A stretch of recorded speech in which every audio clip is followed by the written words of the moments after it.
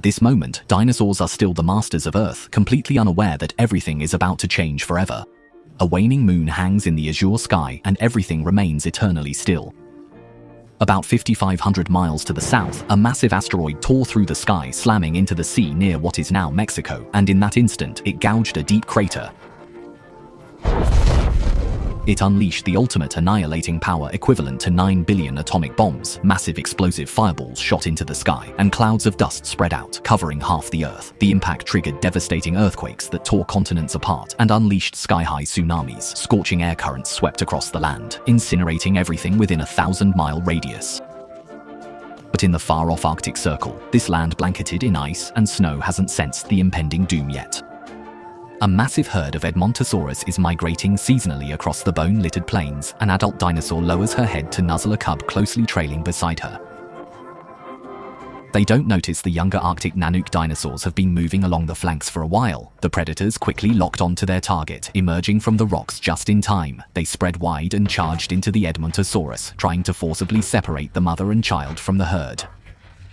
Both sides clash fiercely in the swirling dust. At the same time, the shockwaves from the impact form a massive ring, sweeping across the atmosphere at supersonic speeds.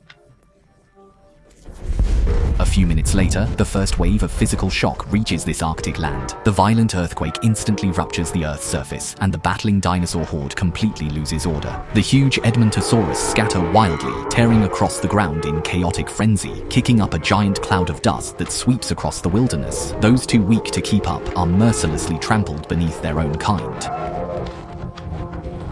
The tremors finally subside, but the young Nanook dinosaur hasn't survived the turmoil. A young surviving hunter finds a moment in the dust and without hesitation pounces and tears at the young Edmontosaurus that's lost its mother's protection. But as he finishes the hunt, the adult pair who've been watching for some time slowly make their way down the slope. They used their size to push away the young hunters and took the spoils without any effort. By this time, several hours had passed since the asteroid hit, and hundreds of kilometers above, a huge cloud of black smoke and dust was rolling through the atmosphere.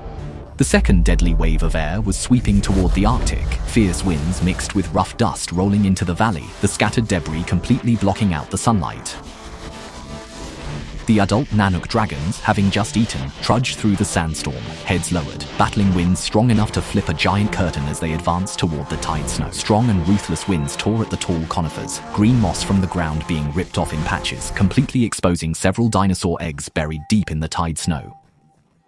The wind and sand gradually settled, and the green needles came to a rest in the sunlight that once again pierced through the clouds. After years together, they slowly opened their eyes, having never experienced such a sky-blocking phenomenon before. Deep in the valley after the storm, the surviving creatures still tried to sustain life amid the shattered ruins. A young Nanook dragon stood on a massive corpse, baring its fangs to drive away the dromaeosaur pack trying to get a share.